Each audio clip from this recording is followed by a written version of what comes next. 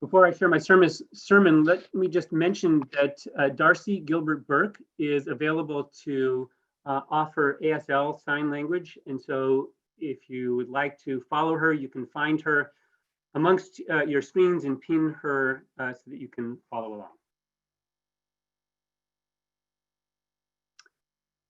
Shabbat Shalom and Shana Tova.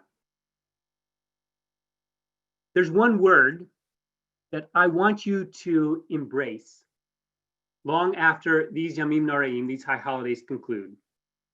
It's the simplest of words, but sometimes it is the simple ones that we need to hear most and to heed. And high holidays are, if nothing else, a time to remind ourselves and commit ourselves to the basics. I believe that this nation is at a crossroads. And at this critical time, this word is key. The word is, well, wait a minute. Before I tell you, let me tell you about a sculpture being erected in the new West End development in St. Louis Park. Those of you who followed my Facebook post this past summer from the Walker Sculpture Garden know that I like public sculpture. But I have to tell you, when I first read about this new piece of art, I was basically underwhelmed. The sculpture is two large letters, WE for West End. And then it clicked, we. That's the word, we.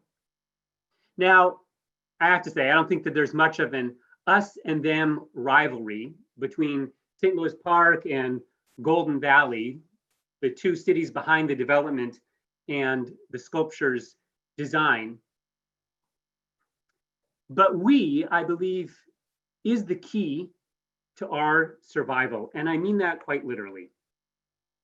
When we talk about the threats facing our nation and our world, a pandemic, climate change, racism, economic justice, and on, they all boil down to this simple choice. Me or we? Each is heightened because of an attitude of me, and they can only be addressed by a we. At no time, of course, has this been more evident than in these past 7 months. Because if your son visited his girlfriend, and then you later snuck out for coffee with a neighbor, your neighbor was now connected to your son's girlfriend's mother. Our lives are inexorably intertwined. But it's not necessarily how we think of ourselves. In his book, Do the Right and the Good, a Jewish approach to modern social ethics, Rabbi Elliot Dorff explains that American democracy is organized around the primacy of the individual. We're first individuals with unalienable rights, and only secondarily citizens with duties. Rules are instituted to secure my rights, and the burden of proof rests on anyone else who wants to deprive me of those rights or restrict them. In this way, Rabbi Dorff argues, American democracy, it stands in contrast to Jewish theology. In the American system, he writes, the world or the government owes me. In the Jewish system, I owe God. In the American system, I have rights. In the Jewish system, I have responsibilities. I believe that we need to share a bit of the Jewish ethic with America. At its essence, Judaism is about the we. Now it's true, our story begins with a rugged individual, with Abraham, who sets out west to discover a new land. But we don't call ourselves B'nai Avraham, we're B'nai Yisrael, or Am Yisrael. We're the extended family of Jacob, the people of Israel. And that's what so many of us love about Judaism. It's about family, it's about community. And that's what has made these last 7 months so incredibly hard. We haven't been able to gather as community or even as extended family. Judaism is built on we, but not just the Hine Matovu Manaim variety. It's more than the fact that we like to play Jewish geography or schmooze over a bagel at Kiddush. It is we with a purpose and responsibility. That's the meaning of B'nai B'rith. No, not the organization, the covenant. Children of the covenant, B'nai B'rith. In our Torah reading, just a moment ago, that I stumbled through, Abraham had a dispute with Avimelech, a neighboring king, over the rights to a well of water. After reproaching Avimelech for infringing on his water rights, the two entered a covenant, not because they necessarily liked each other, but because they recognized that when it came to precious resources, their lives depended on a mutual pact and on respect. The covenant made clear their rights and responsibilities to each other. Earlier this year, Bethel completed the first stage of a new strategic plan, and we placed covenant in the center of our vision statement, saying, we are to be a warm and welcoming home for spiritual growth and transformation, a covenantal community where Judaism brings purpose to our lives and holiness to the world. What exactly is a covenantal community? A bris is a medical procedure. A bris is a medical procedure, and that's milah, circumcision. Brit means covenant. Covenant is a sacred binding agreement that says, I'm here for you and you're here for me. It's a way of saying we're not a random gathering of folks, but we are an intentional community. And covenantal community means that we have a mission. There's a purpose in our being. It's more than about me achieving life, liberty, and happiness. It's about us working together to bring those things, a messianic era for all people, into the world. At no time is the importance of we more apparent than on the high holidays when we chant, Hashamnu, Bagadnu, Gazanu, Ibarnu Dofi. We abuse, we betray, we are cruel, we destroy. Now, you and I, we may look over that list and say, yep, did that one and that one, but not that one. No, not me. Why should I say that? Why? Because our prayers are not just private, they're communal, not isolated, but integrated. As Jews, we need a minyan to pray, and we pray in the plural. And there's an important message to this language. First, it means that we are accountable to each other. I have to understand that if I transgress, it affects more than just me. It affects the entire community. It places a burden on and really taints my people. Second, praying in the plural suggests that our fates are bound to each other. You might have cleaned your slate, repaired your relationships, but if the community as a whole has not, the stain of sin remains. Third, and this one can be hard to hear, when we pray in the plural, it suggests that we are liable. We own a piece of the failure, and we're required to help clean up the mess, even if we were not directly involved. As Abraham Joshua Heschel put it bluntly, some are guilty, but all are responsible. Let that sink in just a moment. Some are guilty, but all are responsible. That means I don't get to wash my hands and say, not my fault, not my problem. We're all in this together. If you believe in we, then when it comes to masks, there's no question. It's not about just me catching a virus. It's about me spreading it. I'm responsible for you. If you believe in we, you recognize that your life literally depends on the person who cleans your building, the trucker who hauls your packages, the person who delivers your groceries. You care about them and about their welfare. If you believe in we, you know that the planet that we're living on and the policies that you support impact a person half a continent away living on a coastline amidst rising seas.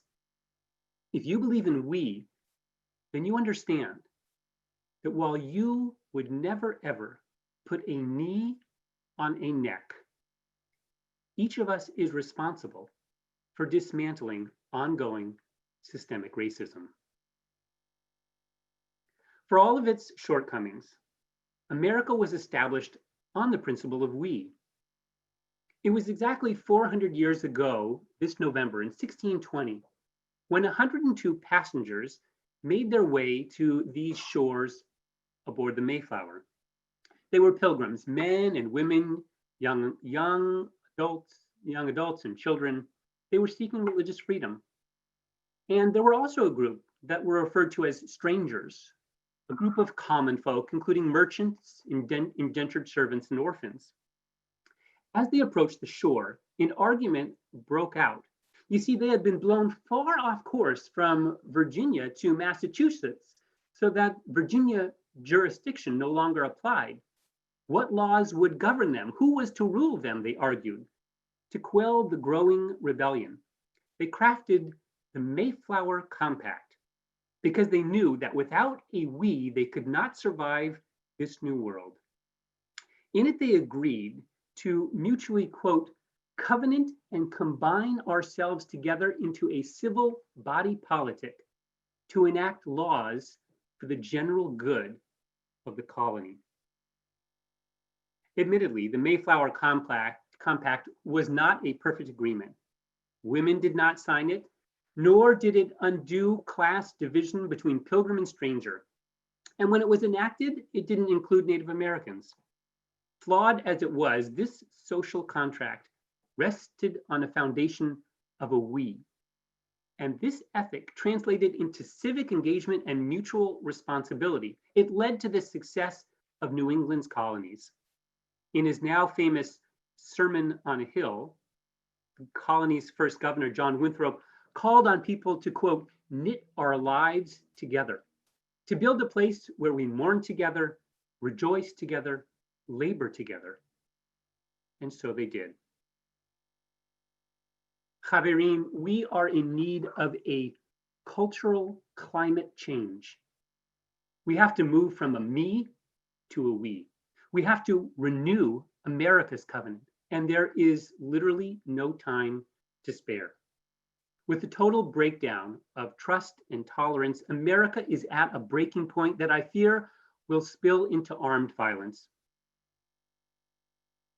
Now, admittedly, some days I don't think that it's possible. We're too far gone. But then I look out and I see the way that parents and children are limiting their social interactions out of a sense of duty to their school community. I see the way individuals jumped into action to sew masks for others, the way neighbors checked on each other. I look out and I see essential workers risking their lives for the sake of others. I see movements for racial justice, for Me Too, for environmental activism. All of these grow out of an understanding of the importance of we, and they give me hope. What can you and I do? I don't claim to have all the answers, but these do seem to me to be essential components. First, vote. Vote, vote, vote. Vote only once, but encourage others to vote. Ensure that others can vote. Help others register to vote. Vote for leaders who you believe will most effectively address the threats of our nation and our world by bringing us together. Vote for we before the election and work towards we after the election. Second, we move from me to we, not by forcing ourselves on others, but by inviting others into our lives. And here Judaism has something valuable to offer. It teaches us how to see new perspectives, how to listen carefully, how to hold positions passionately, how to disagree respectfully, how to open our hearts in compassion. When we do so, writes Rabbi Erwin Kula, we establish a more inclusive we that, quote, integrates, not compromises, the partial truths of the many voices in our public square. Third, we have to take responsibility for how we got here. And we can't just pass blame for our siloed lives onto social media and Silicon Valley. Every person in this country who believes that we do not need to be so polarized is implicated in creating a more expansive we. In every conversation, in every discussion, in every debate, in every decision about what to read, what media to consume, what to like, and what to share. It's up to each of us to make that effort. Fourth, we must deepen our ties to our Jewish community. Okay, you may be thinking he's a rabbi, he's got to say that, but don't take it from me. In his critical study, Democracy in America, 19th century French diplomat Alexis de Tocqueville argued that religion is essential for modern democracy, for the health of democracy. Because whereas individualism threatens to erode our social and political bonds between people, religious communities instill in us a sense of responsibility to work for the common good. You know, the whole love your neighbor as yourself kind of thing. For us at Bethel, this means get involved. Join in communal celebrations, even when it's not your simcha, so to speak. Attend classes and social events, participate in services and youth group programs, volunteer with our caring committee, lend your voice and your passion to our social justice committee, and more.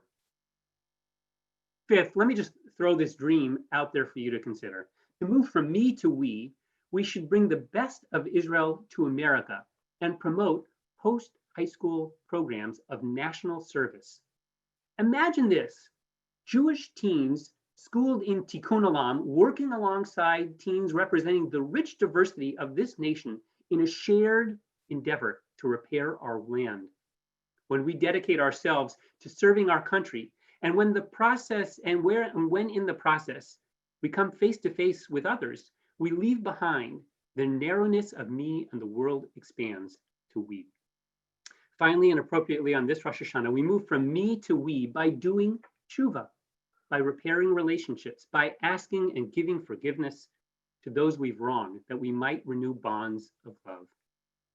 That's what these days are all about. The high holidays are a time to reaffirm the commitment, to renew the covenant to our people, to our nation, and the covenant with God. And so as 5781 enters, we pray, God, teach me to leave behind the constriction of self-interest and recognize the impact my life has on others, the imprint others have on my life. Though my home may be closed, help me open my heart, my mind, my hand, so that we, the people, becomes more than a preamble. It is the very process by which we renew our nation. Shabbat Shalom, Shana Tova.